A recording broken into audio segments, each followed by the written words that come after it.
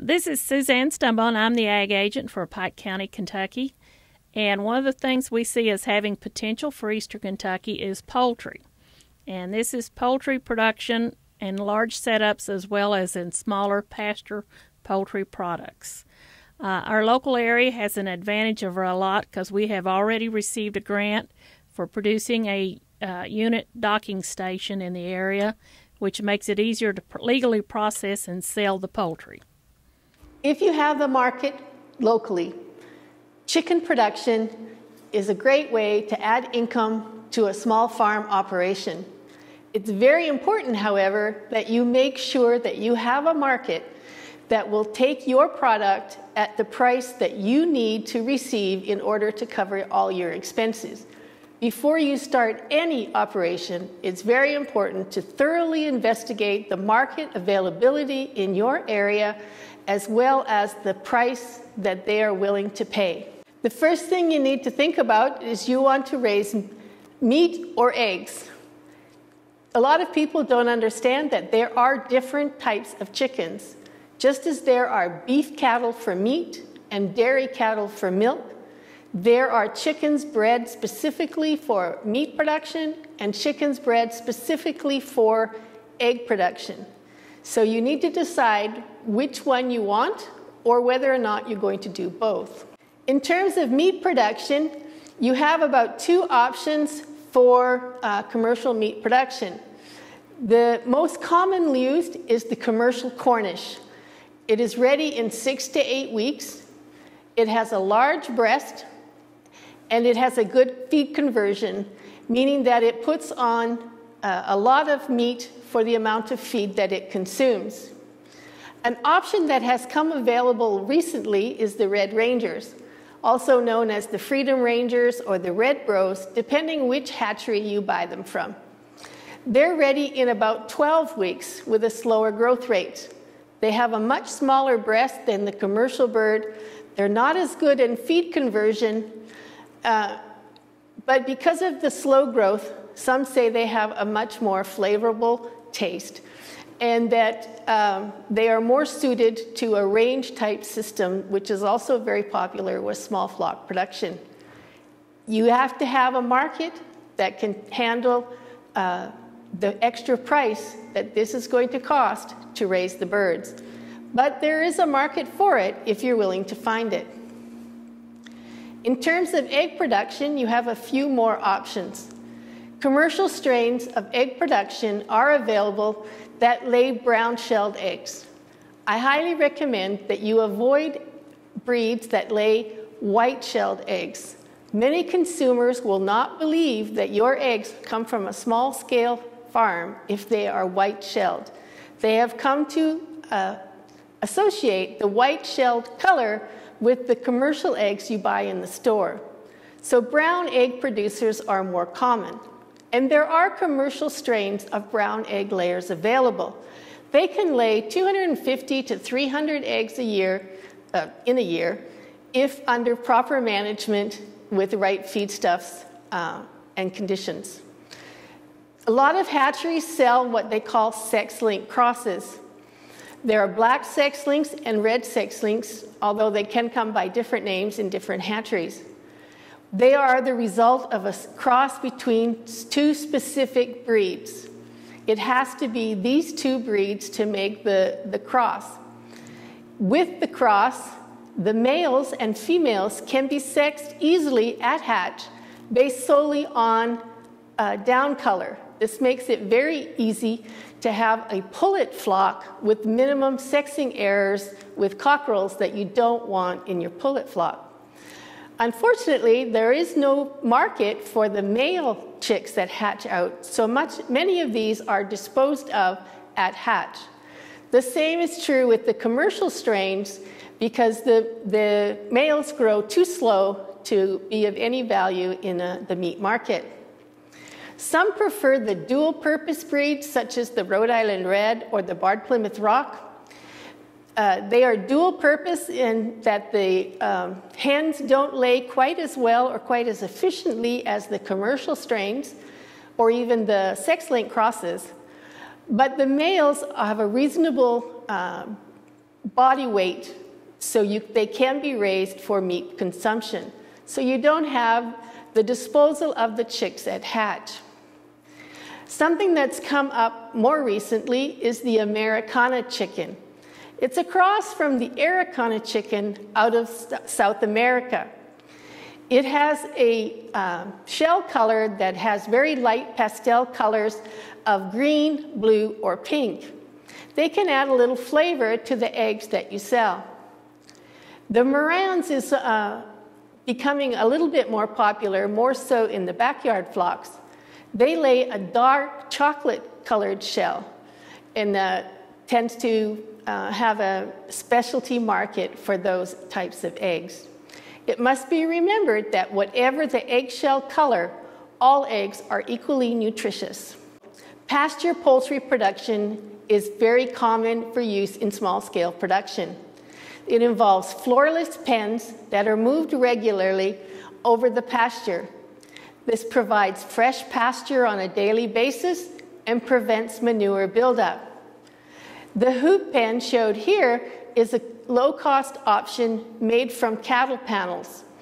It costs about $200 to produce. It is relatively lightweight, so it's easy to move, but despite its light weight, it is durable and can handle the regular movement. It's easy to enter without having to stoop over, since the middle is about 6 feet tall. Some of the pens that you see online are very short and very hard to get into to deal with birds in the pen. It has an adjustable side curtain, allowing for variation in the ventilation needed for different climate conditions during the pasture time. You can add roosts and nest boxes to make it adaptable for egg production. One hoop pen, which is about 10 foot by 10 foot, can hold about 50 meat chickens or 20 to 25 laying hens. There is a detailed fact sheet online showing you step-by-step instructions on how to build a hoop pen, as well as the general management practices to follow when using a hoop pen on pasture. The nutrition of all birds is important in ensuring maximum production. This is also the case on pasture. Many people believe that chickens can obtain nutrients from the pasture. This is not really true. Chickens are not cows. They are not able to digest the grass as efficiently as cows do. They may get a small amount of nutrients from fresh forage, but any old forage they're not going to be able to digest at all. The main thing that you will see is the pigment will increase in either the skin of the chickens or the yolk of the eggs. So you need to plan on providing a balanced feed for your flock. It is important to purchase the right feed for the right type of bird and age. Broiler or meat-type chickens require a much higher protein content in their diet than raising pullet chicks or laying hens. Conversely, laying hens need a lot more calcium than growing chicks. Feeding a high calcium diet to growing chicks can result in a very high mortality rate. So it's important that you pay attention to what type of feed you are purchasing. Young chicks require supplemental heat for the first 2 to 3 weeks of age. They are not able to maintain their body temperature of 107 degrees Fahrenheit. So you need to provide supplemental heat till they are well feathered. The amount of time required will vary depending on what type of chicken you get. The Red Rangers and the pullet chicks may require a shorter period of time than the Cornish cross, which can be poor feathering. They need the feathers as insulation when they get on pasture. Raising chickens on pasture is very seasonal. Typically in the summer months, this is because of the greater availability of pasture and the warmer temperatures. It is possible to raise laying hens on pasture year-round. They can tolerate the lower temperatures as long as they keep dry. So roosts are really important if you're pasturing laying hens year-round to allow them to get off the cold, wet floor in the evening when they go to sleep. If you want to raise chickens for meat year-round, you need to consider an indoor facility. There are a variety of different types of facilities depending on the size that you have. It's less labor intensive since you don't have to move the pens every day, but you need to manage the manure properly. Any buildup of manure in the floor pens will cause poor air quality and will adversely affect the health of the chickens. The main stumbling block in getting chickens to market is processing. Kentucky State University has a mobile processing unit that has docking stations in Frankfort and Moorhead and is currently looking at docking stations in eastern Kentucky. It is an inspected facility and does not have on-site inspection of the birds as they're being processed. You provide the labor involved. You can pay companies to process the birds for you. We have two enterprises here in Kentucky. S&S Enterprises in Bowling Green has federal inspection. Marksbury and Lancaster also has on-site federal inspection. The type of inspection that you get will determine who you can sell the chickens to. With simply an on-site inspection, a facility inspection such as the mobile processing unit, you'll be able to sell to farmers markets, and some stores and restaurants will take them. Some places may require federal inspection. If you want to sell across state lines, you must have a federally inspected facility process your birds. It's important to think of the cash flow involved in raising meat chickens. You have to remember that you have to purchase the chicks, feed them for 6 to 8 weeks, or 12 if you're going with the Rangers, and get them processed before you're even ready to sell them. You will also have input costs of equipment, housing, transportation crates, and a variety of other things. And of course, your labor. So looking at the cash flow for meat birds, the cost of day-old chicks varies from season to season, but this year the price is $1.80 a chick. The typical target weight is 5 pounds live weight, which will yield a 4-pound carcass, which is most commonly preferred by those buying from small flocks. It takes about 10 pounds of feed per chicken. They have a good feed efficiency with 2 pounds of feed required for each pound of meat produced. A typical mortality rate is 10%, but this will vary depending on the location and whether or not you have a predator problem. Processing costs will vary from $1.50 at KSU to $4 per chicken in the custom processing operations. If you look at a flock of 50 Cornish meat chickens, the 50 chicks will cost you $91.50. The feed will cost you $165. The processing cost, let's assume you're doing it at KSU, and you can expect about 40 to 45 chickens, so that's going to cost you another $69.75, giving a total of $326.25. So you need to get at least $7.25 a chicken, which is about $1.81 a pound, just to cover the basic costs of feed, chicks, and processing. And this is with you providing all the labor for processing as well as the care of the birds. You need to get at least $10 a chicken in order to break even. If you look at getting them processed at a custom processing facility, they're charging $4. But you don't have to provide the labor, which is a lot of people don't like to process birds. Your total cost will come to $436.50. So you need to get almost $10 a chicken or $2.50 a pound just to cover the basic costs. So you need to think about a $12 or $13 per chicken in order to break even. So make sure you have investigated your market. The commercial poultry industry is able to produce chicken at very low cost.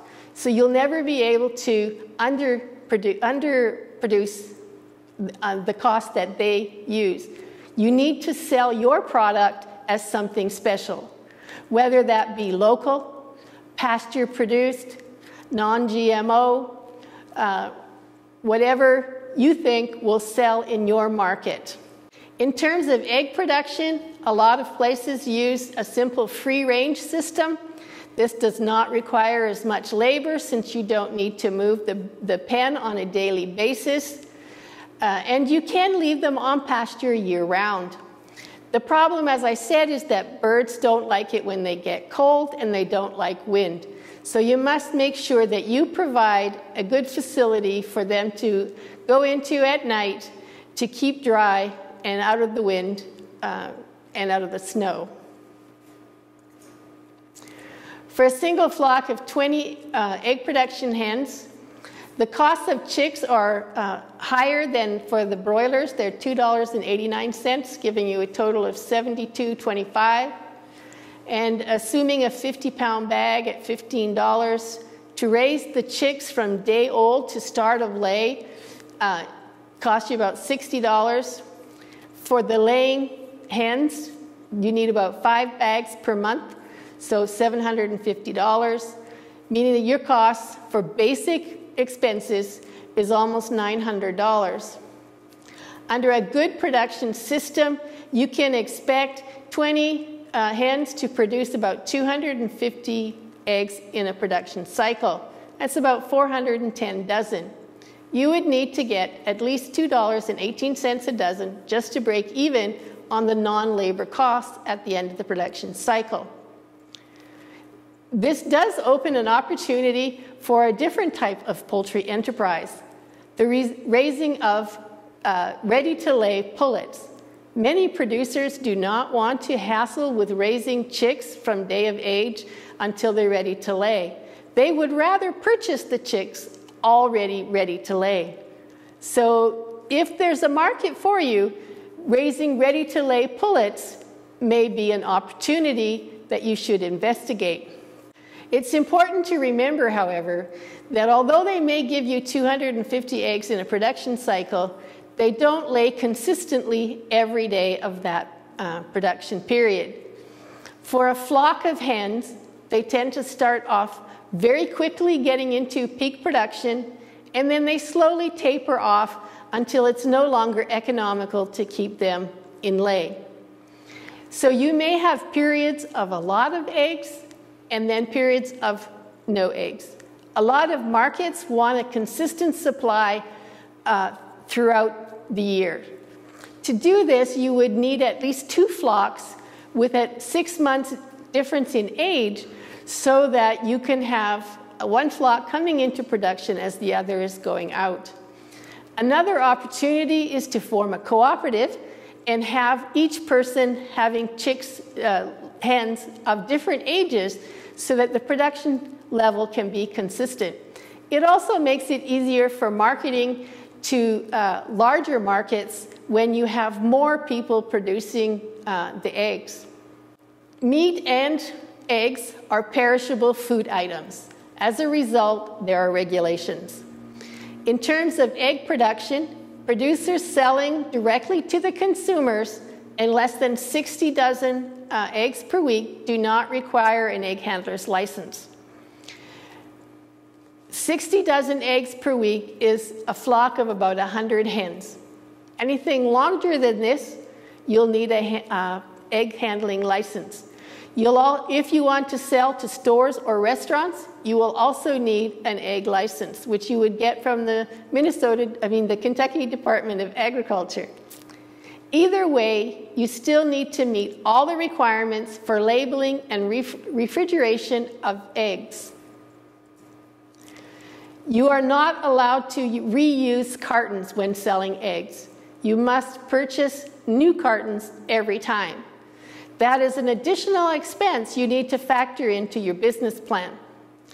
All egg cartons must be labeled with the producer's name and address, the fact that they are ungraded unless you're going to grade the eggs. You must provide a nutrition label for the nutrient content of eggs. You must supply refrigeration info and a specific statement on safe handling information. Temperature control is very important in food safety with eggs. They must be maintained at 45 degrees Fahrenheit or lower. When selling in farmers markets, it's typical to use an ice chest. You can put a wire rack on the bottom with the ice underneath. It's important that the eggs never come in contact with the water or the egg. You must also use a thermometer so that you can show that your eggs are stored at or below 45 degrees Fahrenheit. It is quite common for inspectors to patrol farmers markets. If they discover that your eggs are not being stored at the correct temperature, they will confiscate and destroy your eggs. So it's very important that you have proof that your eggs are below the required temperature minimum. To deal with the whole problem of egg cartons, it is sometimes possible to sell bulk eggs. Then you just get rewashable egg cartons, egg flats, that hold 30 eggs each.